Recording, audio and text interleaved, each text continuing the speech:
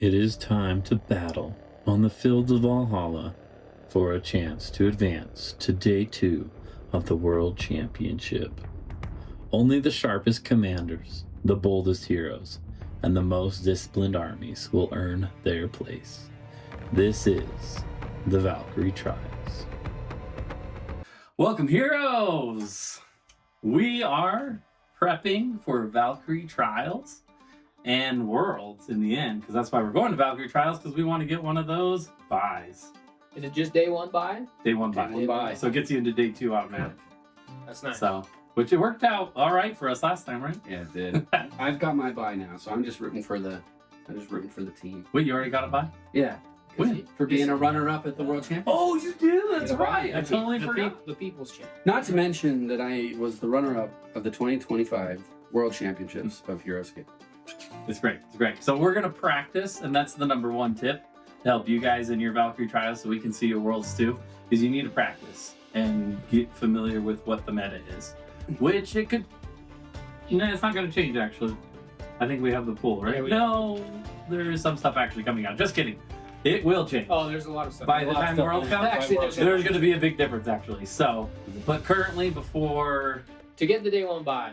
Yeah, to get the Meta day one won't by change. currently... No, it will. So, because there's... Sword Championships. Sword Championships, Well, all the new way up, releases. all the way up until World. So there will be, but currently there is a meta, and we're gonna figure it out Tonight. tonight. So follow us on this journey and this these video series for our Valkyrie Trial. All right, in this first matchup, I wanted to try something a little different, being that we thought that the Queen Maladrix with Acolytes and 3x Great Bowmans was the build.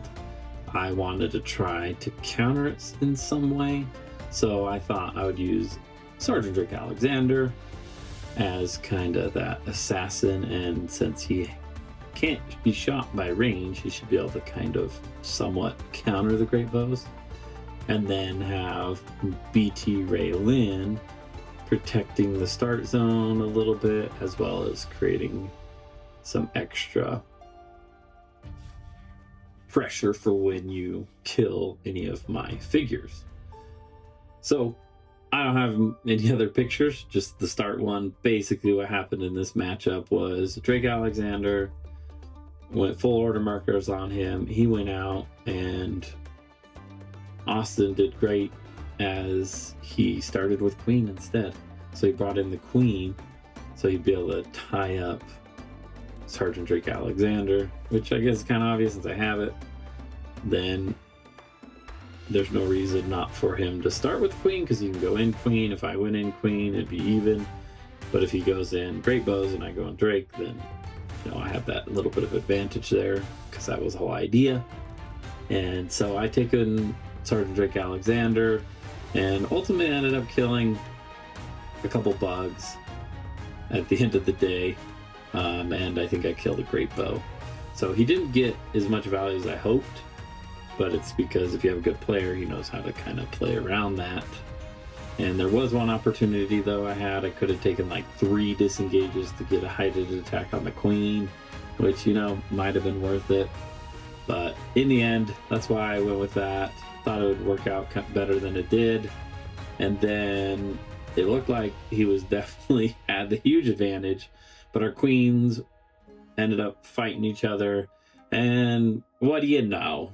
My Queen got the infest roll and killed his full life Queen, and that swung the game drastically.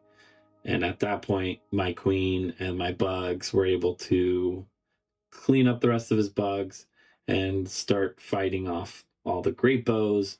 Great Bows did really well. It kind of came down to a Great Bow and like 2 bugs, and the Queen was struggling also to get around to him, because on this map there was a lot of elevation, so he was able to kite pretty well. Eventually it came down to the wire with 1 Great Bow left, but I was able to finish it off and win. But I think there was some obviously D20 randomness in there with getting the infest off, which happens quite frequently. 17 is not too crazy, but can't rely on that. So I ended up vetoing this I ended up vetoing this build. All right, this next match I played, I went with my pet army, Scav Lich. I love them. They're just so much fun to play, and I love their paint job too, so that makes them more fun to play. So what I ended up doing, just went Scav Lich, worked my way up to the center to kind of take that 4 hex spot, because I could put both Lich and Scav up there to have some great defense, and they got the range to be able to shoot down. And as we played, I ended up taking out most of the bears slowly, and I was able to actually missile one of those Wraith Riders onto height, attacking the queen, and put, I think, 3 wounds overall using the Wraith Riders as some like missiles, and all in all was looking really good for me. And then as the game went on, Adalburn did Adalburn things and really just put tons of wounds on the Lich and on Scavarith. And then when the queen came in, she did her queen things and just kind of finished and cleaned up. And it was really close. The exiles came in and did a little work too and helped a lot. But at the end of the day, there was a few maybe bad plays possibly, and there was some pretty unfortunate dice when I was on height with 5 defense and blanking here and there. But again, Scav Lich just feels so cool, but they always just seem to be so swingy, and it's just not consistent enough like the queen is. So at the end of the day, I got to play it, but I'm not going to go with it, not recommending it. Just not the play. I think there's some formats that'll probably shine, but this one isn't it. Okay, the last game I played, I used Queen Maledrix with the Bears Adalburn. Really strong army, I think. Has good amount of numbers, it's tanky, and has some good pieces. The only thing you're really missing is range, but the Bears can run D6, the Queen's 6, so you can catch the great bows, you can catch any other range, so it's not terrible. And man, Adalburn always just does Adalburn things. He can, do his bash to kill any kind of commons. So I think there's a lot of strengths here. They're able to take on a lot. So it went well. It was kind of back and forth, and which is good. I feel like that's one of the things I love about these contemporary metas. I feel pretty balanced. I don't feel like there's anything that's so overpowered. Well, I mean, I haven't played the crabs, but anyways, so it was a good matchup. He had Q11 exiles and the queen with acolytes. So Q11, did Q11 things where like, feels real good, and then all of a sudden he just dies. He blanks, damage gets through, just not enough, and he dies. And then Adalburn was able to kill his queen, so it after a bit it started rolling towards my favor, and I was able to, I think, kill some of his exiles too when they weren't in play, and I was snuck a bug back there or something. So either way, I ended up taking the win. It was good. So I did pretty good. I won 2 games, lost 1. I was kind of expecting to lose that one though with the Scav Lich, but it was a good time. Some good data, some good information, good practice, playing what was going to be available. So we'll see what happens next. All right, time for a little bit of an update on what I think the meta is after doing our little mini tournament, as well as a bunch of other testing I've done personally. And at the end of the day, at least from the testing, the best build that came out of that testing was the Bears with the Queen, which is very viable, very strong, because Adalburn and the Queen are kind of like the 2 best figures currently in contemporary meta, and the Bears are pretty strong too, and then the bugs help too. So like it's a great combo, and can deal with heroes, can deal with squads, so very powerful, fun to play too. So you send in your Bears, do the work, whatever's left, Queen finishes off, or vice versa, just depending on what it is. So it went 3-0, which is really good in the test. And the other one that I feel is like a great contestant is 3x great bows with the queen and having acolytes to back them up.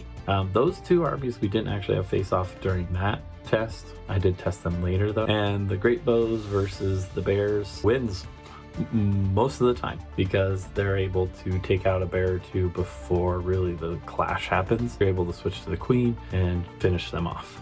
And then it's typically a queen without acolytes versus a queen with acolytes, and there's usually a few great bows left as well. So those great bows are able to ping the queen while they come up, and then and take out some more bugs, and then your queen is better matched up. So that seems to still be a better build. There's an argument for the exiles, maybe swapping one great bow out for exiles for the mirror match. I don't know if it really makes it better or not.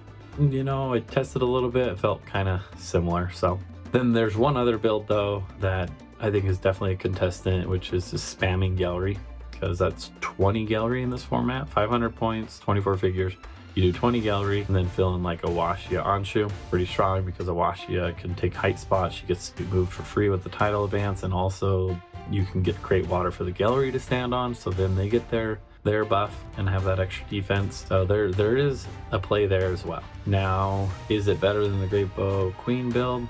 I think it's very on par with each other, so it might come more down to some skill and some dice. So those are my top 3 contenders. We have 3x great bows with the queen and the acolytes, and then we have queen and bears, and then we have Gelryie and Awashia. You could do a Krakenling. It just makes it hard because there's not much. Do you want to do 2 Krakenlings or 1 Krakenling and something else? So something else has been hard to figure out what you would fill that with. You could do another Gelryie and drop 1, but I think using Awashia gives you more abilities, special, range, and so I think that's more helpful than maybe doing the 2 Krakenlings because they don't have any specials, and as soon as they just take one of those hits and lose their extra attacks, I think that's what the meta is going to be. We're going to head down this weekend and we'll find out. We'll play the games and I'll give you reports on those as well. Hey, we're in the car now. Where are we headed, boys? Vegas! Yeah, we're headed down for the Valkyrie Trials. You think it would have been something else, but that's us. Heroscape all the way. So, what do y'all think the meta is going to be? Oh, who even knows what the meta is going to be? These are all people we don't really know. It's going to be fun to meet some new scapers.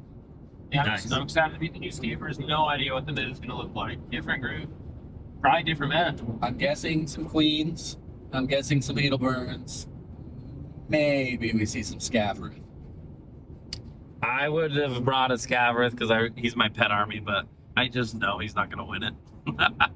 So I think Queen Great Bows is going to take it. And who's going to be running that army? I am going to be running one of those armies. Doesn't mean my army's going to take it, but that army's going to take it. There you go. Or the Gelryie. Yeah. So we'll see how it goes. What army do you think's going to take it? Let us know and we'll find out at the end. So the first matchup was against Mario. He's a great player, awesome guy, fun to play with. And he had Gelryie plus Awashia and Anshu. It was definitely a build that we thought about, but we just really didn't feel good about the Gelryie for whatever reason. Felt like the queen was going to be the way to go, so that I went with the queen, the great bows, and the acolytes. And this game started to progress. He did his title advances, got it positioning while I was just pinging with great bows, trying to kill as many Gelryie as I could before they washed me away with their tidal wave, because that's what the Gelryie do. And I was doing really well. I was picking them off. He would engage 1 or 2 here, and he took out a great bow here and there, and he was slowly moving up his Awashi as well. But it was looking really good for me, I think, overall in this game. But the hard thing about Gelryie is there are so many of them, and you have to, and they got their big wings, and they bump into each other. You have to reposition, and all that just takes a lot of time, especially the title advance, because you move all of them every round. So the time is so important to play as fast as you can. And unfortunately, this game was gonna go to time. You know, here's the last picture there we had, You can see he only had 1, 2, 3, 4, 5, 6 Gelryie left, and a Washia and Anshu. And I had 2 great bows, the acolytes and the queen, and maybe like 1 bug. But the queen, she can just do so much work. And that last round, because it was going to go to time, I was unable to kill or wound anything with my last attacks with the queen, and so I think I ended up losing by like 10 points or so, you know. And I don't have a crystal ball, you never know what would happen, but you know, my gut says if we got another round, played it out, I think the queen with Infest and just how tanky she is, she definitely would have killed a few more Gelryie, and I think I would probably end up taking it. But again, you never know. You never know. You know, with the variants, it could have gone either way. So good win for Mario, and I took my first loss. Round 2, mirror match with Blood Gear. Great player, and it was a super fun match. It really was. We had a good time playing. Always a good time playing against Blood Gear, and his queen looks sweet. I loved his paint job on there. And so this was interesting because it really, being a mirror match, is kind of who plays it out and who dices better, you know. But positioning and the skill there is huge in the mirror matches. And so it was great bows on great bows, and really we traded really evenly throughout the game with our great bows, and just kind of back and forth. Eventually though, I ended up, between luck or skill, whatever you want to call it, my great bows ended up kind of taking it in the end, where I was up 1 extra great bow. And at that point, it kind of became time to switch to the queen for him, and it was a toss-up for me if I was going to stay or not. And I ended up taking the chance to take those extra attacks because I was set up to throw, you know, 6 dice at his queen, and I won the initiative, so I was able to do that. And I think he blocked it all. So maybe I dealt 1 wound and killed 1 bug, but nearly nothing happened there. So he ended up, and this was the skillful thing, and he thought it through, and I didn't, and I should have. Even though that big attack on the queen was very juicy and a good chance to deal a lot of damage, if it would have gone through, maybe it would have been a different story, but he blocked it, you know. And the queen does that. She blocks quite often. Plus he had an acolyte, so the chances were pretty high to get a block, but I just didn't throw a lot of skulls. Now, the thing that was very skillful, you know, where he could have taken the chance to maybe attack with his great bow, is that he just went all in on the queen, so that he was able to get his movement and started advancing on the board. And what was key about that is he was able to get to the glyphs before I could get to the glyphs, which I didn't think would have been too big of a deal, because I thought, well, if he gets on the glyphs, then on my turn, I'll be able to attack his guys on the glyphs, and I'll have hidden attacks and everything. But the glyphs on this map, I underestimated a lot, because they were so powerful. Because they were +1 attack, +1 defense, but it wasn't where you just get 1 of those extra dice on 1 of the attacks in the turn. It is +1 attack, +1 defense for all of your figures, all of the attacks. So basically all his bugs became 3/4s, and the queen became like a 5/6, not including the acolytes. And so I definitely took that out. I underestimated those glyphs. They are extremely powerful. So even though he got them on there and I was able to get my bugs attacking down on his bugs, I didn't kill any of them. And then he returned fire and killed some of mine. And as the match went on, though, I was able to get to where my queen had gotten a pretty good height position, and I was attacking down on his queen, and we were just battling back and forth, queen on queen. But with those glyphs, his queen was not taking much heat, and he was able to return fire really well. And in the end, he took it. Good on Blood Gear in knowing the glyphs and taking that win. Very skillful place. Round 3, I was against Ella, and he brought Gelryie plus some great bows as support, which I thought was a really fun build. Having those great bows is that help. So 2x great bows. So I had more great bows, and so again I started my great bows, was pinging at the Gelryie as he advanced, and after a little bit of him advancing, then he decided to switch to his great bows to try to bite off my great bows. And so we exchanged back and forth a bit, and his great bows did pretty good, and were able to kill quite a few of mine. And after a bit of that exchange back and forth of great bows, he switched fully to Gelryie.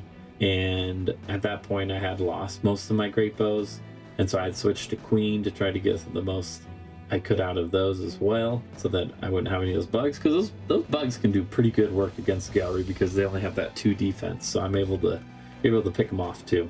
And he played it really well, though. He played really well in the way he engaged my Queen, making it so most of the time my Queen was struggling to get more than one attack on a Gelryie. So really doing well at tethering him, and little by little I got worn down, and he attacked my Queen well, and he took her. He took her down with the Gelryie, and ultimately at the end there wasn't much left I could do. You know, he had 1 great bow and like 7 Gelryie left, and I just needed the Queen to hang on there and get those attacks, and you know, that's the way it worked.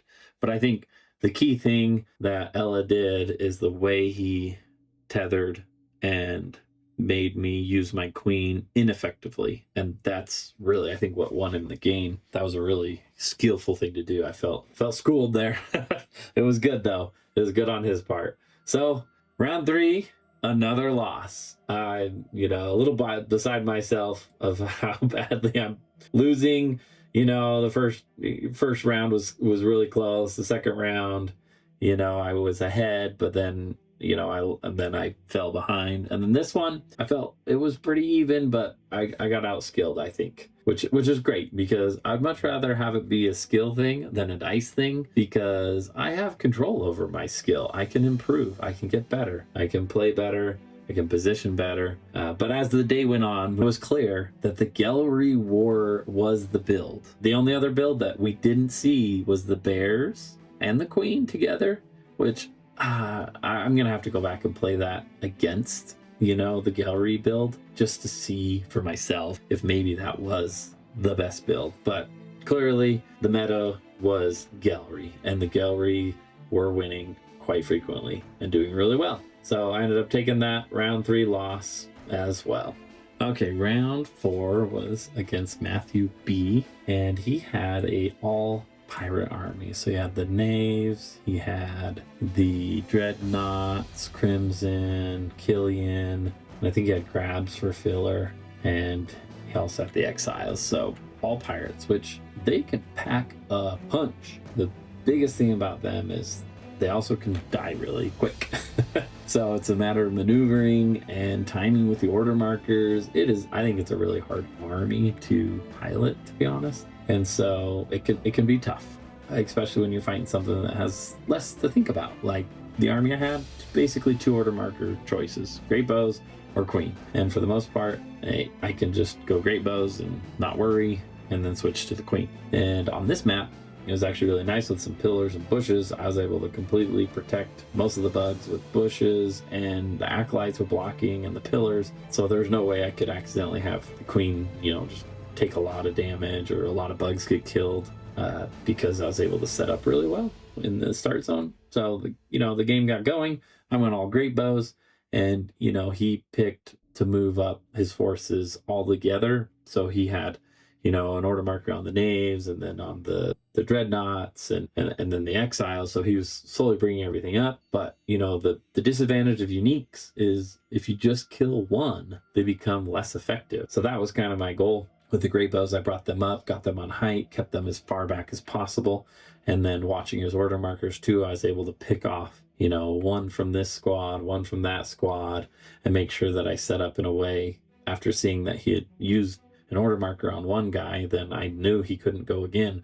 I was able to set up and take out, one here, one there, and just kind of pick off a Dreadnought, pick off an Exile, pick off a Knave, and then it made it even harder for him to decide what to run with. And so as the rounds progressed, I was able to, with just the great bows, take out quite a few of his squad figures, making each of his order markers less effective. So it's just tough. It was a tough battle, I think.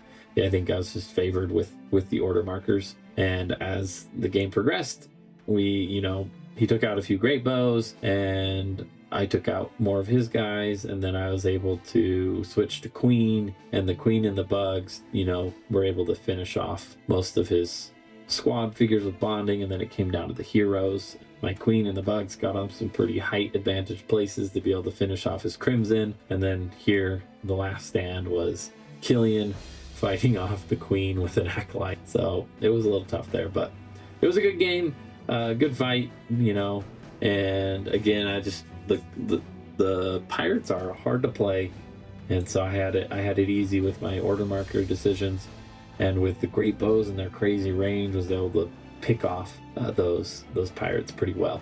And that was the end. That was the end of the tournament for me, because there was a top cut and I did not advance, obviously, with a record of 1-3. It was pretty bad showing for me. Most of the time, I'll go, at worst usually 2-2. 3-1 is probably more often my average, and if it goes real well, I can sometimes go undefeated in a tournament. But that was just how it was played today, and somebody had to have that record so somebody else could go 4-0. And anyway, so let's go on and see the winners and the standings, and then we'll look at the top cut after. Right now it's our top 8, and then we'll go into the single bracket elimination for our top 4. 2 teams versus each other. 8th place, you got Super Mario. Nice. Thank you. In 7th place, we got Leo, the animal. Thank you. Nice. All right. 6th, we got Love Gear. Oh, yeah. Yeah. 5th place, we got Ryan D. Nice. Just outside. Now for our top 4. Your 4th, we got Bella. Nice. With a 3-1 record. 3rd place, we got yours truly. All right. 3-1 record. 2nd place, we got Bodacious Blood. So, Nice. 3-1. And then first, we got Dutch Bandit. All right. Nice. So, top 4 for this. Round 1 of top cut, we had Bodacious Blood versus Mountain Man Dan, and Bodacious Blood, he brought the Gelryie with Krakens, and then Mountain Man Dan had a combination of pirates as well, which again, that order marker management can be really tough, where with the Gelryie there's almost none unless he wants to switch to a Kraken. So he's able to just advance, and that tidal wave advance really just gets him into position, is able to just do a lot and slowly take out those unique squads, so it just makes them less effective, and slowly but surely the Gelryie took it. The other match going on during round 1 was Dutch Bandit versus Ella. They both had Gelryie, so that was kind of a mirror match slightly, where the difference though is Dutch Bandit has an extra squad of Gelryie and also has BT Raylin. So Raylin really did a lot of work though, because every time you killed one of theirs, he had a chance to swoop and kill one as well. And so it created a really strong threat, and able to get that D20 roll just to swoop one ultimately gets you kind of like 1 extra activation per turn basically, and that's 1 extra kill. And so it's very powerful actually. And in the end, Dutch Bandit took it versus Ella. The finals, it ended up being Dutch Bandit taking it and Bodacious Blood to be able to enter the finals. So another Gelryie versus Gelryie battle, but we got the Krakens versus the BT Raylin, and they did face off once during the Swiss rounds, and Dutch Bandit did take that one. So now it's up to Bodacious Blood to learn from his first loss and see if he can take it and win it. And it was a good game. They went back and forth. There was some really cool plays, some Krakens sneaking in there, tying everything up, and it really felt like it was anybody's game. Very intense, just back and forth, and so many Gelryie. Like, you just look at the map, it's just over in Gelryie. Pretty crazy. So, but then there was lava too on the map, so you had to worry about positioning, and there was a disengage cliff, which was pretty strong. Further and further into the game, you know, Dutch Bandit with his swoops and positioning and extra Gelryie slowly, surely, you know, started looking like he's gonna take it. And then one of the Krakenlings really kind of popped off and was warping and moving and had disengage from one of his Gelryie on there. And the Kraken seemed like he was making a lot of plays and taking momentum and taking down here and there more and more and more. It wasn't enough. It wasn't enough. And Gelryie and the Raylan slowly took the game until it was over.